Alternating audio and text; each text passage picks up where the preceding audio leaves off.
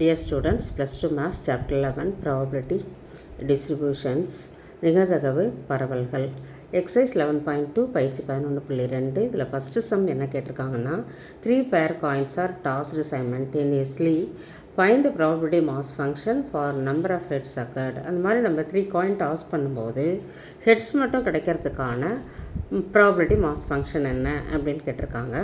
இப்போ நம்ம first time toss பண்ணும்போது நமக்கு ஹெட்டு வந்து கிடைக்காமையே இருக்கலாம்.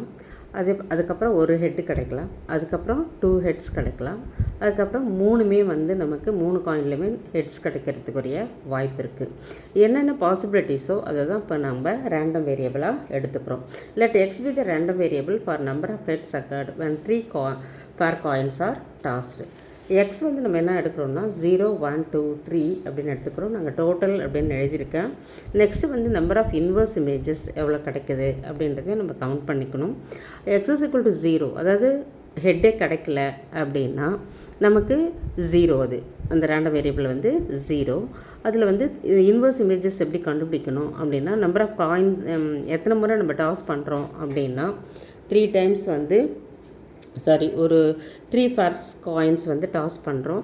அப்போ 3C0 ஈக்குவல் டு 1 அப்படின்னு வந்துடும். நமக்கு இதனுடைய வேல்யூ நமக்கு தெரியும். NC0 அப்படின்னா 1. அதே போல் எண்ணுக்கு பதிலாக அங்கே 3 எடுத்துருக்கோம். 3C0னாலும் நமக்கு 1 தான். அதுக்கடுத்தது ஒரு ஹெட்டு கிடைக்கிறதுக்குரிய இன்வர்ஸ் இமேஜஸ் எப்படி கண்டுபிடிக்கணும்னா 3C1. 3C1க்கும் வந்து NC1 அப்படின்னா நமக்கு n. அதனால் 3C1 அப்படின்னும்போது 3 எடுத்துக்கிறோம். அதில் இன்வர்ஸஸ் இமேஜஸ் வந்து 3 கிடைக்குது. அதுக்கப்புறம் 3C2 ஈக்குவல் டு 3C1. இப்போ வந்து 3C2 ஈக்குவல் டு 3C1 எப்படி எழுதுகிறோம் அப்படின்னா இப்போ வந்து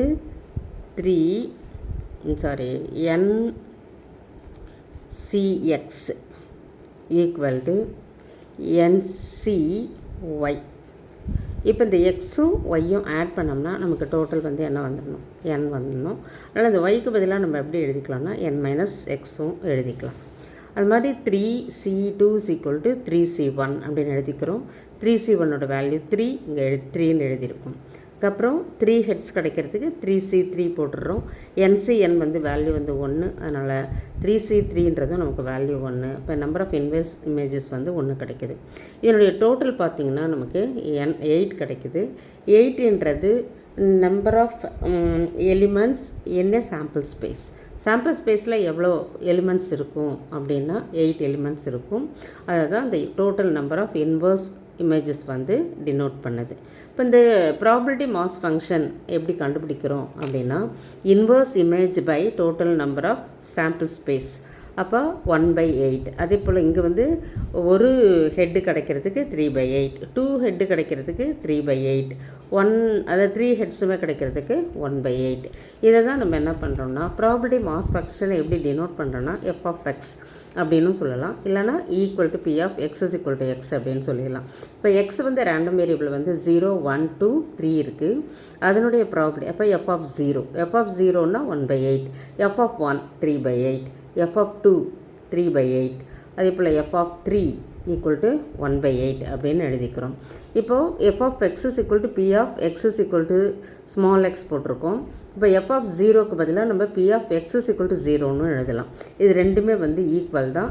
அதனால் உங்களுக்கு எப்படி வசதியோ அப்படி நீங்கள் எழுதிக்கலாம். இல்லை என்ன கண்டிஷன் அப்படின்னு பார்த்தீங்கன்னா ஒவ்வொரு ப்ராபபிலிட்டியும் எதை விட கிரேட்டர் தென் 0வாக இருக்கணும். அதே சமயத்தில் எல்லா ப்ராபபிலிட்டியும் ஆட் பண்ணோம்னா 1ஆ இருக்கணும். இப்போ ப்ராபபிலிட்டி மாஸ் ஃபங்க்ஷன்னா இந்த 2 கண்டிஷனும் நமக்கு ட்ரூவாக இருக்கணும். இதுதான் நமக்கு இந்த சம்மில் நான் கேட்ட கொஸ்டின்ஸ் வந்து நம்ம அதுக்குரிய ஆன்சரை இங்கே எழுதிட்டோம். ப்ராபபிலிட்டி மாஸ் ஃபங்க்ஷன் கண்டுபிடிக்க சொல்லியிருக்காங்க. இதுதான் ப்ராபபிலிட்டி மாஸ் ஃபங்க்ஷன். தேங்க்யூ.